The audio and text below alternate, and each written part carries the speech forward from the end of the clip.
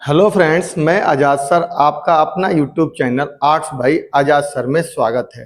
जैसा कि दोस्तों आपको पता होगा कि अब मिड टर्म का डेट आ गया है और उसी को ध्यान में रखते हुए हम पिछले लगातार 10 दिनों से आपके क्लास 11th के लिए क्लास 11th के जो हिस्ट्री का चैप्टर था उसके हमने लगातार आपको MCQ का प्रैक्टिस कराया जो चैप्टर 4 आ रहे थे। इसी तरह से हमने आपको पॉलिटी का जो चैप्टर 6 आ रहे थे उसका भी हमने MCQ का प्रैक्टिस कराया। अब दोस्तों लास्ट है हमारा जियो यानी ज्योग्राफी। तो ज्योग्राफी को भी हम आज आपको ले करके ज्योग्राफी में सबसे पहले तो ये समझ लीजिए कि आपका 2 बुक होता है। एक फर्स्ट बुक होता है जिसमें हम वर्ल्ड ज्योग्राफी पढ़ते हैं और एक हमारा सेकेंड बुक होता है जिसमें हम इंडियन ज्योग्राफी पढ़ते हैं। इंडियन ज्योग्राफी पढ़ते हैं। इसी को ध्यान में रखते हुए दोस्तों आज हम आपको सेकेंड बुक के इंडियन ज्योग्राफी का जो बुक है सेकेंड बुक, इसी सेकेंड बुक के हम आपके लिए लगभग कुछ क्वेश्चन ले करके आए हैं जिस चैप्टर का नाम है भारत की आकृति। इसी भारत की आकृति से आज हम आपको लगभग 25 से 30 क्वेश्चन MCQ की चर्चा करेंगे पहला चैप्टर का, जो आपके लिए बहुत ही ज्यादा इंपॉर्टेंट होगा। इससे बाहर क्वेश्चन पूछ भी नहीं सकता है। जो क्वेश्चन आएगा वो आपका इसी में से आएगा। तो दोस्तों सबसे पहले हम पहले क्वेश्चन की बात करते हैं। कह रहा है कि निम्न में से भारत किस गोलार्ध में स्थित है। ठीक है, गोलार्ध मतलब जैसे अगर हम देखें थोड़ा सा पहले आप इसको समझने की कोशिश करिएगा कि जब हम भारत के बारे में पढ़ते हैं तो एक हमारा जैसे मान लीजिए कि ये ग्लोब है। इस ग्लोब को बीचों बीच एक रेखा खींची जाती है जिसे हम 0 डिग्री या भूमध्य रेखा कहते हैं। क्या कहते हैं? भूमध्य रेखा कहते हैं। और भूमध्य रेखा जो हमारी होती है, इसी भूमध्य रेखा के आधार पर हम ग्लोब को 2 हिस्सों में बांट सकते हैं। ऐसे में फिर इसी तरह से एक ऊपर से नीचे भी रेखा आती है जिसे हम देशांतर रेखा कहते हैं। ठीक है, देशांतर रेखा कहते हैं। ऐसे में देखा जाए तो पूरे ग्लोब को 2 हिस्सों में बांटने वाली 2 तरह की रेखा होती है। ठीक है, ऐसे में एक ऊपर वाले हिस्से को इसी को हम लोग उत्तरी गोलार्ध कहते हैं। क्या बोलते हैं? उत्तरी गोलार्ध कहा जाता है। क्या बोलते हैं हम लोग इसको? ऊपर वाले को उत्तरी गोलार्ध कहते हैं। थोड़ा मैं आपको समझाने की कोशिश कर रहा हूं। उत्तरी गोलार्ध, नीचे वाले को यहां से नीचे जो होगा इसको पूरा नीचे वाले को हम इसे दक्षिणी गोलार्ध कहते हैं। ठीक है, दक्षिणी गोलार्ध कहते हैं। ऐसे में क्या है कि अब तो 2 हिस्सा हो गया और इधर वाले से यहां से जब हम नीचे खींचते हैं तो इधर वाले को पश्चिम, इधर को पूरब कहते हैं। और चूंकि भारत की स्थिति यहाँ पे पड़ती है तो भारत यहाँ से उत्तर भी है और यहाँ से पूरब है, इसलिए अगर पूछ रहा है कि भारत किस गोलार्ध में स्थित है तो इसका उत्तर हो जाएगा बी, क्योंकि भारत उत्तर में भी है और पूर्वी गोलार्ध में भी आता है। इसलिए दोस्तों यहाँ से ये अगर उत्तर है और यहाँ से पूरब है और ये स्थिति भारत की बनती है तो हम कहते हैं कि भारत किस गोलार्ध में है, तो उत्तरी और पूर्वी गोलार्ध में स्थित है। मेरे ख्याल से थोड़ी सी आपको बात समझ में आई होगी, अदरवाइज क्लास में हम बहुत अच्छी इसको समझा देंगे अपने PDF पर। अगला कह रहा है कि कौन सी अक्षांश रेखा भारत को 2 भागों में बांटती है। तो दोस्तों देखो, जब भी हम ये ग्लोब की बात करते हैं तो इस ग्लोब पर मुख्य रूप से 3 रेखा होती है। एक को हम लोग 0 डिग्री अक्षांश रेखा कहते हैं। इसके ऊपर एक रेखा यहाँ पर 23.5 डिग्री होती है जिसको हम लोग कर्क रेखा कहते हैं। क्या कहते हैं? कर्क रेखा कहते हैं। और एक यहीं पर नीचे जो होती है 23.5 डिग्री ये भी होती है जिसको हम लोग मकर रेखा कहते हैं। क्या बोलते हैं? मकर रेखा कहते हैं। ऐसे स्थिति में अब ये पूछ रहा है क्वेश्चन क्या कि कौन सी अक्षांश रेखा भारत को 2 भागों में बांटती है। ठीक है, भारत को कितने भागों में? 2 भागों में। अब हमारी जो सिचुएशन बनती है वो यहीं पर भारत की बनती है। तो अब इसी भारत को 2 हिस्सों में उत्तर और दक्षिण में बांटने वाली जो रेखा है इसका नाम क्या है? कर्क रेखा है। इसीलिए दोस्तों इसका उत्तर क्या हो जाएगा, बी हो जाएगा, कर्क रेखा। ठीक है, थोड़ी थोड़ी बात आपको समझ में आ गई होगी। अगला क्वेश्चन कह रहा है कि भारत के सबसे उत्तरी बिंदु कौन सा है। अब हम जब यहाँ पर भारत का नक्शा बनाते हैं तो सबसे एक उत्तर से लेकर के दक्षिण और यहाँ पर सबसे लास्ट पूरब से लेकर के यहाँ पश्चिम तक का नक्शा खींचते हैं। अब ये क्वेश्चन पूछ रहा है कि सबसे उत्तर में भारत का कौन सा स्थान है, तो सबसे उत्तर में जो हमारा स्थान पड़ता है उसको हम इंदिरा कौल कहते हैं। क्या बोलते हैं, इंदिरा कौल कहते हैं, कौल बोलते हैं, इंदिरा कौल। और सबसे नीचे जो हमारा यहाँ पर अंडमान निकोबार में उसे इंदिरा पॉइंट कहते हैं। क्वेश्चन पूछ रहा है कि उत्तरी बिंदु कौन सा है, कौन पूछ रहा है, उत्तरी बिंदु कौन सा है, तो दोस्तों इसका उत्तर हो जाएगा ए, इंदिरा, सॉरी इसका उत्तर हो जाएगा बी। क्या हो जाएगा दोस्तों, इसका उत्तर हो जाएगा बी हो जाएगा कि इंदिरा कौल। सबसे उत्तरी बिंदु कौन हो जाएगा, इंदिरा कौल हो जाएगा। इसके अलावा अगला क्वेश्चन कह रहा है कि डुरंड रेखा किस दो देशों के बीच अंतरराष्ट्रीय सीमा रेखा बनाती है। तो दोस्तों जो डुरंड रेखा है, ये जो डुरंड रेखा है ये हम देखते हैं कि दो सीमा रेखा है, दो देश हैं, एक तो है भारत और प्लस अफगानिस्तान, अफगानिस्तान। भारत और अफगानिस्तान के बीच में जो रेखा है उसी रेखा को हम क्या कहते हैं, डुरंड रेखा कहते हैं। तो इस आधार पे आपका उत्तर क्या हो जाएगा, बीसी हो जाएगा, भारत और अफगानिस्तान। ठीक है दोस्तों, यहां तक बात आपको समझ में आ रही होगी अच्छी तरह से। अब कह रहा है कि निम्न में से भारत कुल भौगोलिक क्षेत्रफल है, भारत का टोटल भौगोलिक क्षेत्रफल कितना है, तो आप याद रखिएगा ऑप्शन नंबर इसका ए 32,80,263 पड़ता है। अगला क्वेश्चन कह रहा है कि निम्न में से भारत की सीमाएं किस देश को स्पर्श नहीं करती है, यानी किस देश की सीमा के साथ भारत की सीमा टच नहीं करती है। तो दोस्तों देखो, चीन के साथ भी भारत की सीमा टच करती है, बांग्लादेश के साथ भी करता है, म्यांमार के साथ भी करता है, ये तो क्वेश्चन भी पूछ चुका है।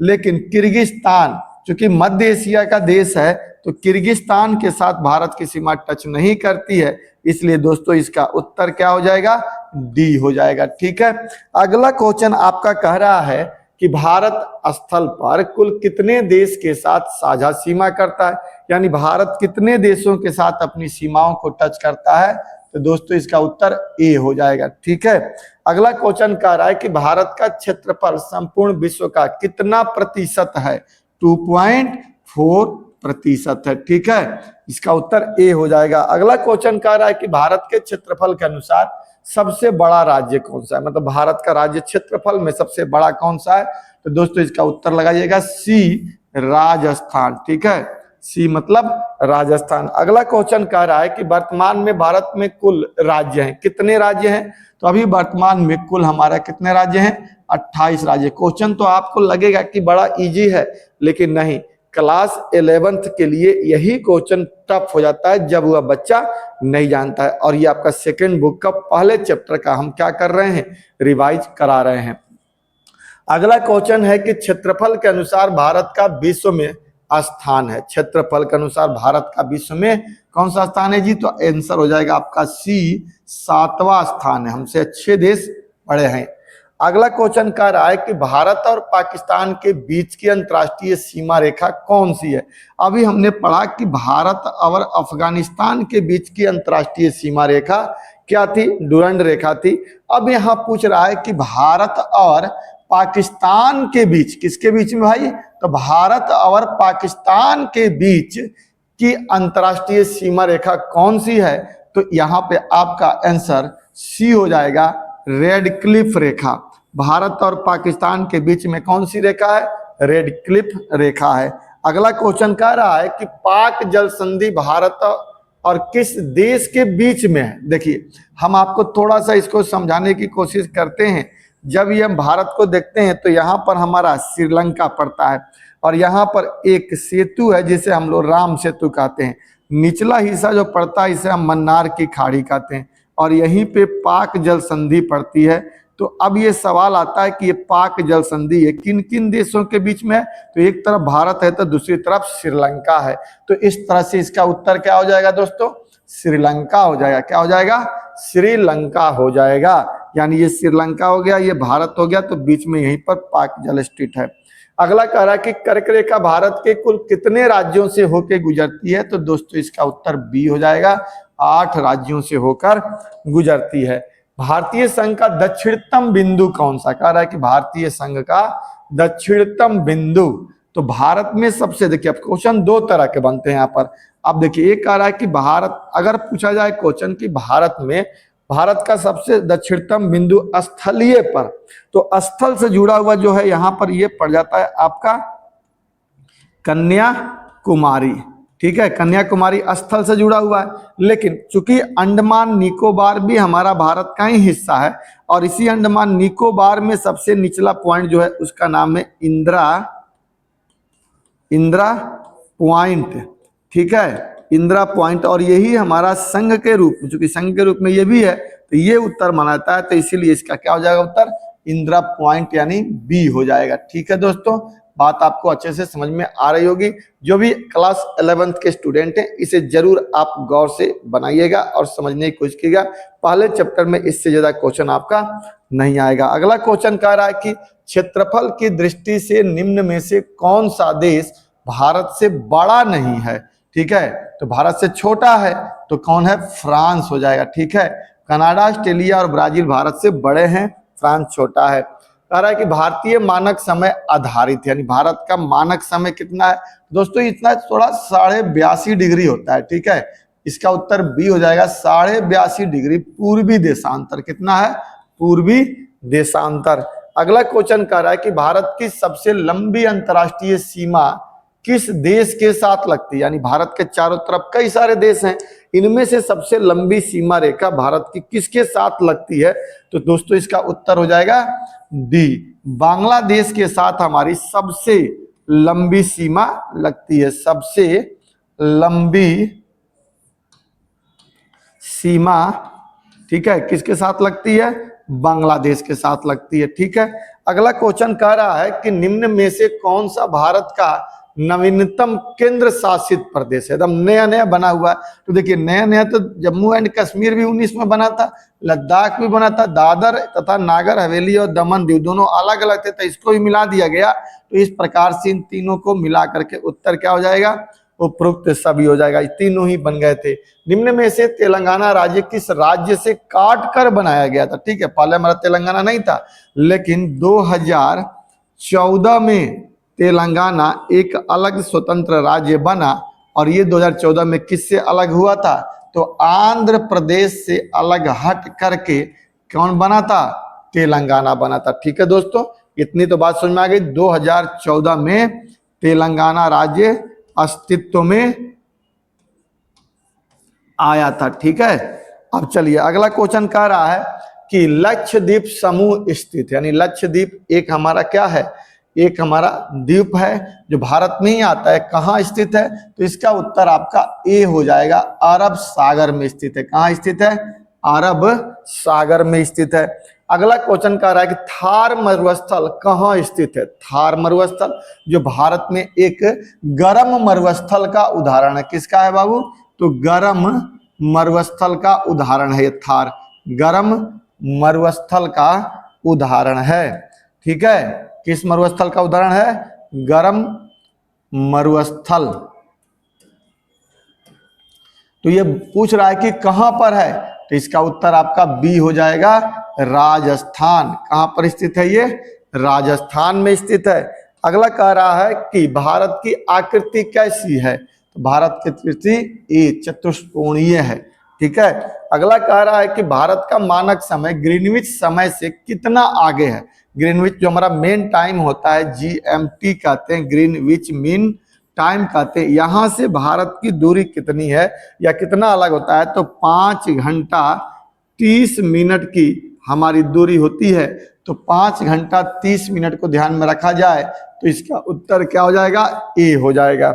अगला क्वेश्चन है कि भारत का एकमात्र शीत मरुस्थल यानी ठंडा मरुस्थल, अभी हमने किसकी बात की थी, गर्म मरुस्थल का बात किया था, ये किसकी हो गई, शीत मरुस्थल अर्थात ठंडा मरुस्थल कौन है, तो इसका उत्तर हो जाएगा लद्दाख।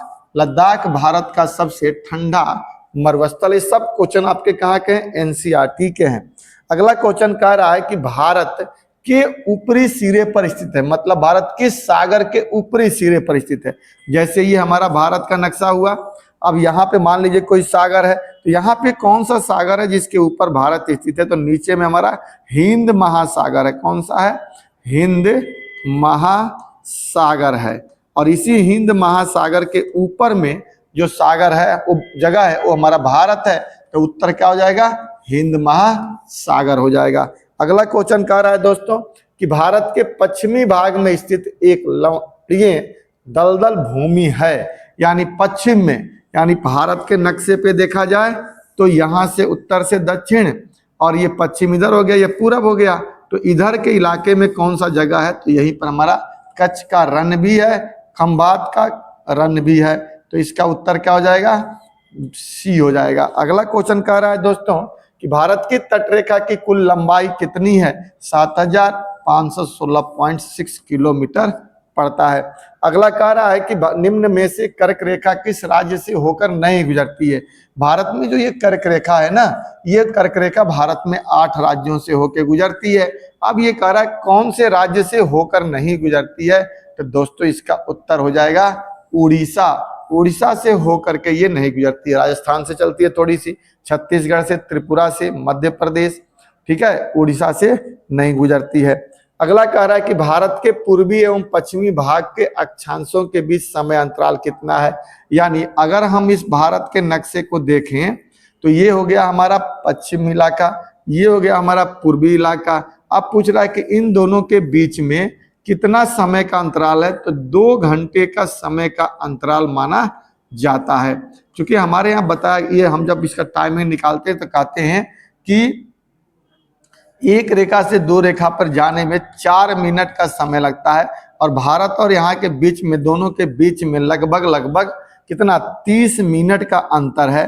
तो अगर 1 से 15 पे जाएंगे तो 60 मिनट हो जाएगा, 30 पे तो 2 घंटा हो जाएगा। इस तरह से उत्तर से पूरब से पश्चिम के बीच में कितना का अंतराल है, 2 घंटे का। तो इसका उत्तर क्या हो जाएगा दोस्तों, 2 घंटा। बात आपको समझ में आई। सिंपल सा फॉर्मूला है समझने के लिए कि ऐसा माना जाता है या बताया जाता है कि जब कोई, इसमें घंटा कैसे निकालते हैं, तो एक रेखा से दूसरे रेखा पर जाने में 4 मिनट का समय लगता है, और भारत के पश्चिमी छोर से पूर्वी छोर के बीच में 30 डिग्री का अंतर है, यानी 30 रेखा है। तो एक रेखा से 15 रेखा पर जब हम जाएंगे तो कितना लग जाएगा, 60 मिनट लग जाएगा, और फिर 15 से 30 पे जाएंगे तब हमारा फिर 60 मिनट लग जाएगा। दोनों को जोड़ेंगे तो 120 मिनट लग जाएगा। 120 मिनट को घंटा में बदलेंगे तो 2 घंटा में हमारा हो जाएगा। इसलिए भारत के एक छोर से दूसरे छोर के बीच की दूरी कितना हो जाएगी, 2 घंटे की होती है। तो उत्तर क्या हो जाएगा, बी हो जाएगा। अगला क्वेश्चन कह रहा है दोस्तों की आज हम इतने ही क्वेश्चन चर्चा करेंगे। इसी के साथ ही हम आपको अगले वीडियो में आपके अगले क्वेश्चन लेकर आएंगे, दूसरे चैप्टर से कुछ क्वेश्चन लेकर के आएंगे। जो दूसरा चैप्टर आपका है भू आकृति वाला, इसको आप तब तक बहुत अच्छे से ध्यान से समझ करके लिखिएगा और पढ़ करके स्वस्थ रखिएगा, ठीक है। अगर आपको ये वीडियो अच्छा लगता है तो आप वीडियो को लाइक करिएगा, शेयर करिएगा और दोस्तों के बीच में सब्सक्राइब करने का प्रयास करिएगा, ठीक है।